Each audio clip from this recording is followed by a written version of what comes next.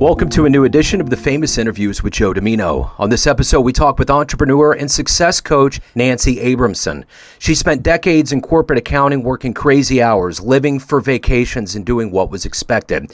When she started her own business with freedom over her time, she was never happier, and she wants others to have that as well. She is passionate about helping small business owners grow their businesses while also having freedom with more fun to love their lives. We get into quite a bit. Enjoy this interview. So first and foremost, thanks for taking a minute out. And as I mentioned, one of the most tumultuous things I think we've all lived through is this pandemic for the last couple of years. It really threw everything upside down. And I'm wondering how you survived it and how it subsequently has changed the way that you live your life and you conduct business. That is a great question. And in some ways, it was a gift for me. That so before COVID, I was running around a lot.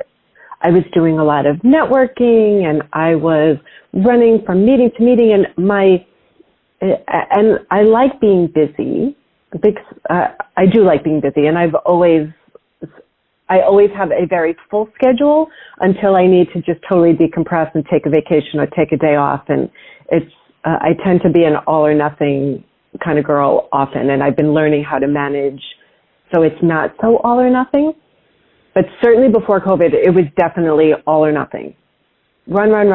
If I had a meeting on the other side of town, it's okay, who else can I see while I'm over there? And meetings in my Starbucks office to maximize my time. And when COVID happened and the world shut down, it forced me to stay still and stay home.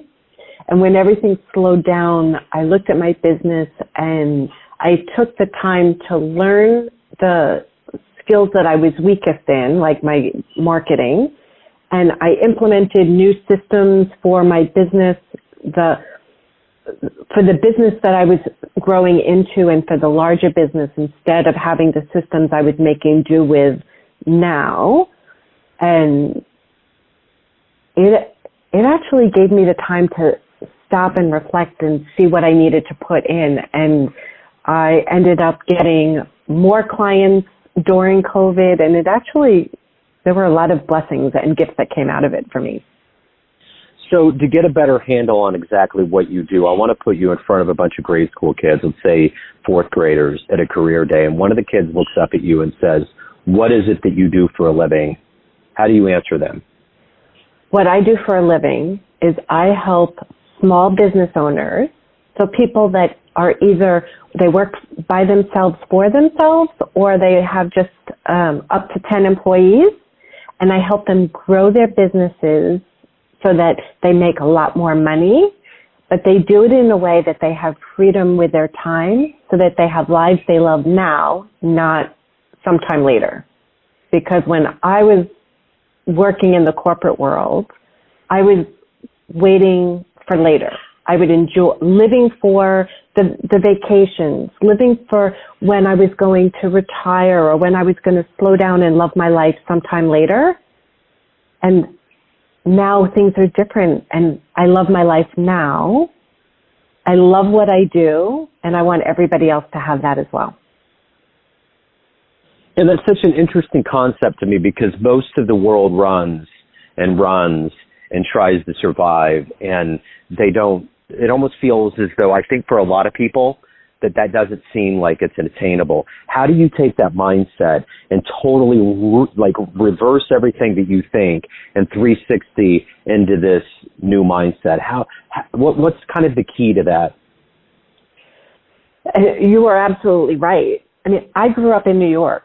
So I was working until 9, 10, 11 o'clock at night, most nights, doing what was expected of me, and didn't think that there was any other way. Like, I just was doing what I thought I was expected to do and what everybody around me was doing. And I wasn't upset about it. I wasn't depressed about it, but I was definitely very numb about it. Like, just hitting snooze several times, just dragging myself to work sometimes and just being tired. But that's just what was expected of me. That's the way I was raised. And so I was the CFO of a business. I helped them get sold for millions of dollars, very successful in that. And that was the time when that was the first time where I really took time off. I was burnt out, reflecting on what I want. And my brother and sister-in-law just had their first child, so I was able to take some time off and be with them. And I started a business working for myself.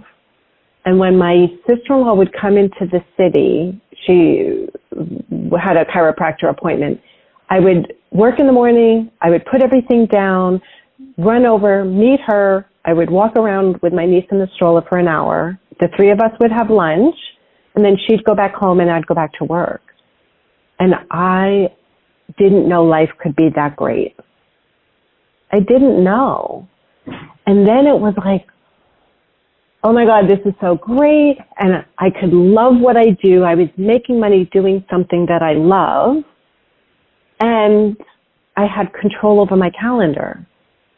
And so I want everybody to have that. So the first thing is to know that it's possible. So it is possible. And then I teach a lot of time management skills, like making sure that you schedule time for yourself. That most people will be at the mercy of others. So like somebody calls, setting up an appointment, I need you to do this. Okay, filling in for everybody else on the calendar. And then by the time they finally get home, maybe they're home late, maybe they've missed the family dinner, or they get home just in time, and then they go back into the office to catch up on the work that hasn't been done. So I teach my clients, you get to control how you fill your calendar. Like I like doing jigsaw puzzles. So think of your time as a jigsaw puzzle.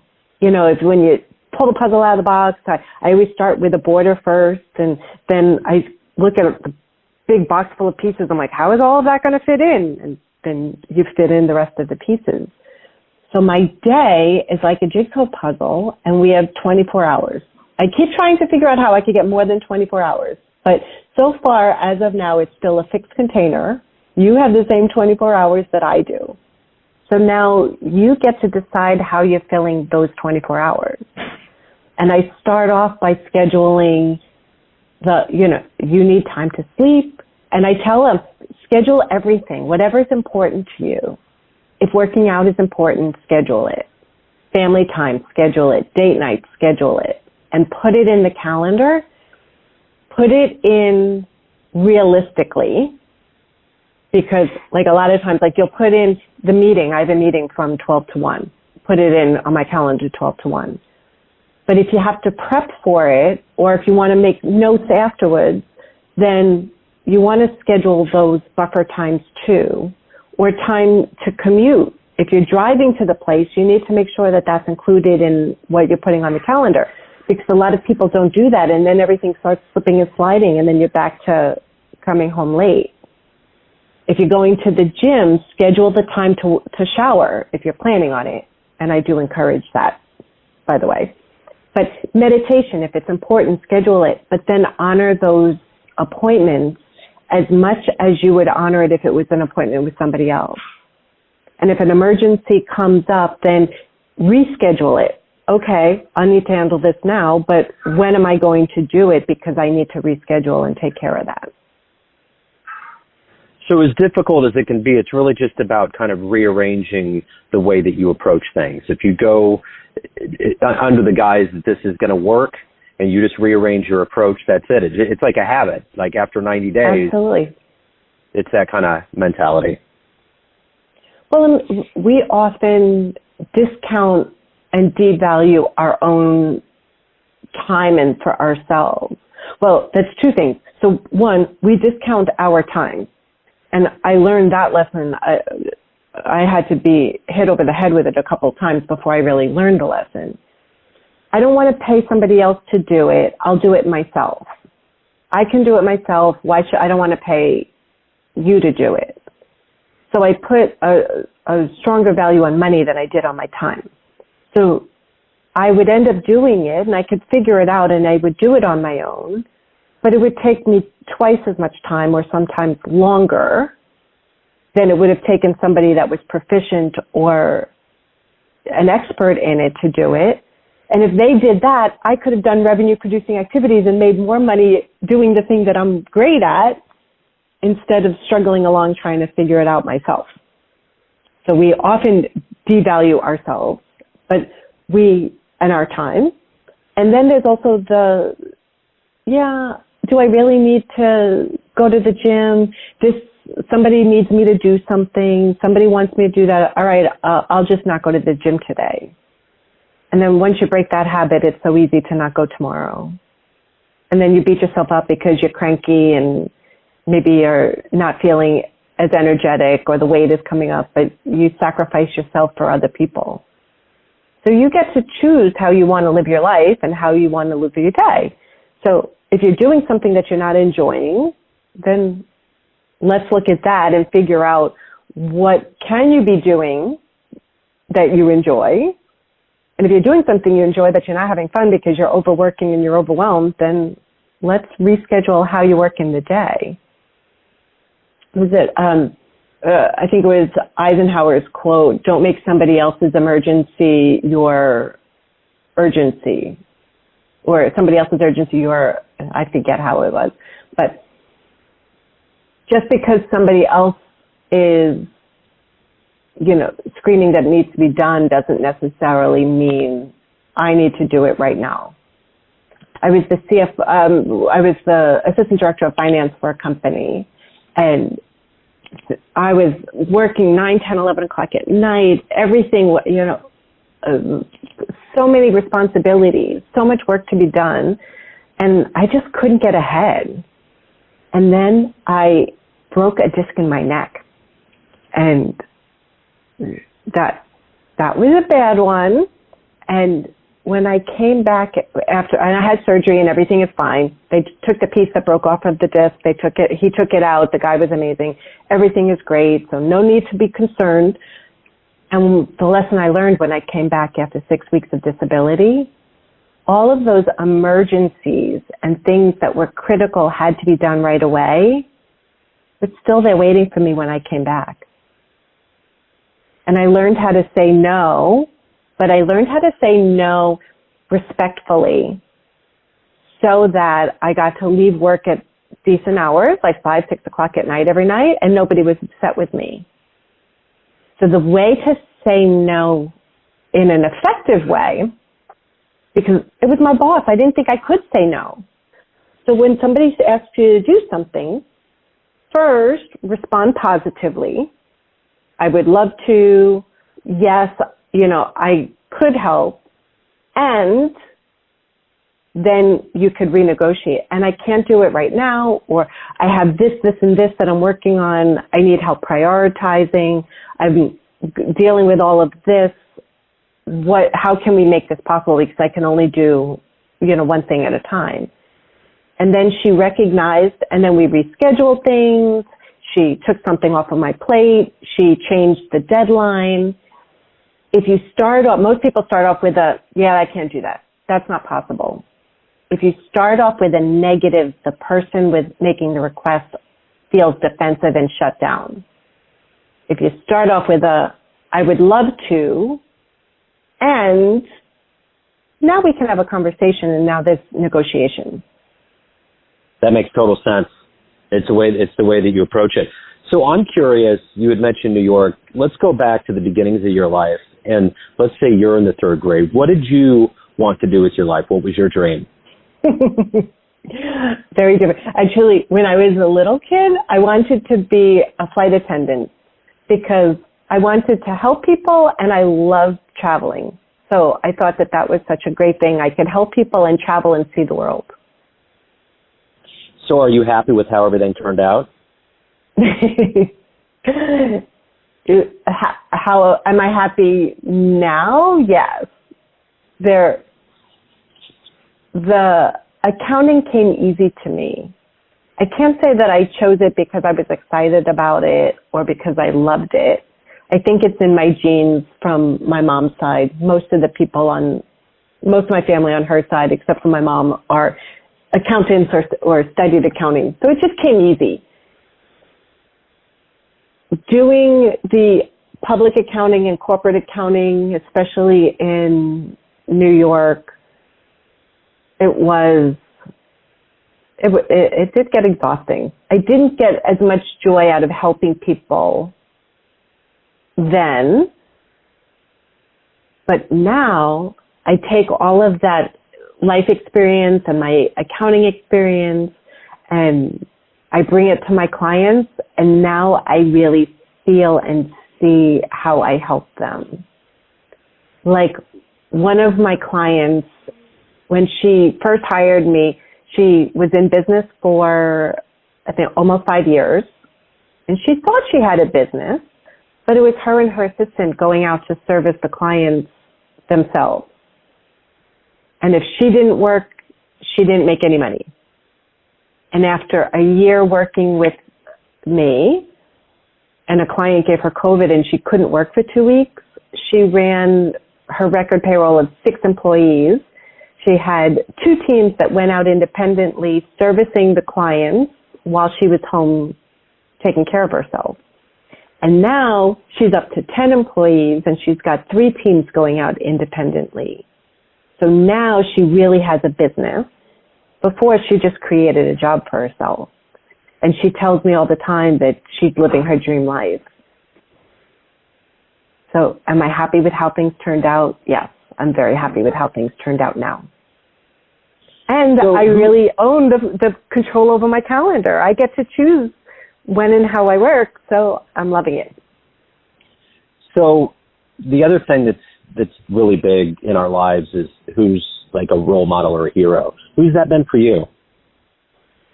I actually have pieces of a lot of people. And when I was looking for what's next, because I will say, after the corporate world, I started a business. I wasn't paying attention to the numbers because I was so burnt out with the accounting. So I was so busy having fun doing the business that when the economy turned and the economy went south, the business didn't survive. And so life got really tough for me. And then I started doing other jobs. I was selling things. I was doing sales and doing other stuff. And then I had healed enough, and I was like, all right, now what do I really want to do? I'm here to make a difference. And what is that going to look like? And when I started, somebody suggested coaching, and it was like a click inside of me that I was like, yeah, I think that's it. But what does that look like in reality? So I started studying and started looking and taking some classes, and I was like, yep, that all makes sense. Yep, I know that. Yep, that feels right. And then, so one of the mentors, I looked at Tony Robbins and I said, oh, look, that's possible. Look at what he's created, coaching others, helping people live their best lives, and getting paid very, very well, and really having an impact on so many. So he was the validation for me that it's possible. So he would definitely be one of them. And now there's a whole bunch of other coaches that I follow and aspire, that I take pieces of. And so let's up the ante on that a little bit. And I'm wondering if you could meet one person alive on the planet right now and talk to them, who would it be? Oh boy. Only one, huh? You could pick a few. That's fine. So he would be one, because the idea of learning from others who have already done what you want to do, and so I could get there faster. And I will say, Jen Sincero, when I listened to her book, You're a Badass, kept feeling like, oh, she's a friend of mine. Like, I want to have a glass of wine and have a chat with her because I so related to how she was saying what she was saying. I was like, oh, she's a friend and we just haven't met yet. And I would love to have a chat with Oprah. Having come from nothing and created the empire that she has, and to learn the lessons, what didn't work, what were the biggest challenges, what were the things she didn't expect, so that I don't make those mistakes. So based on what you've lived through your life up to this point, I'm going to ask you, if you have a dream tonight, you run into your 20-year-old version of yourself, and you could give that version a piece of advice based on what you've experienced, the wisdom you've gained over your life, what would you tell your young version? That's a great question. So, one, trust my own voice. Listen to my voice. My inside voice when I was younger used to say a lot of negative things. So I got really good at ignoring it and not listening to what it was saying. And then I didn't always follow my intuition, and because she started saying some good things too, and I wasn't listening to those because I got so used to ignoring it.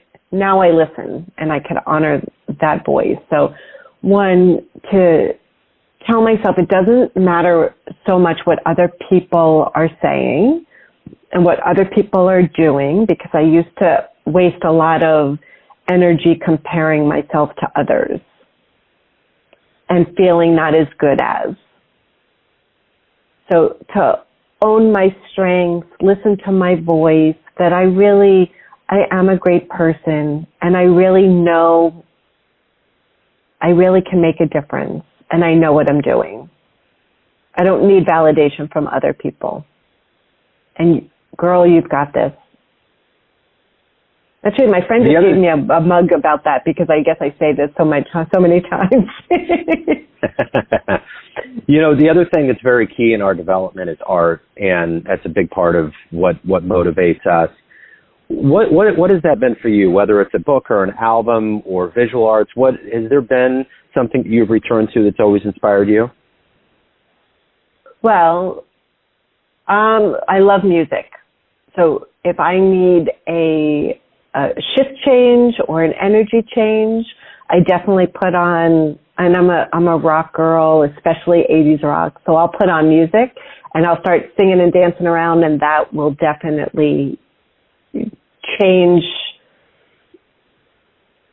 how my day is going, change in the moment. So definitely, I don't necessarily put on a specific song, but certainly I have a playlist, and I'll just put on that when I want to feel better.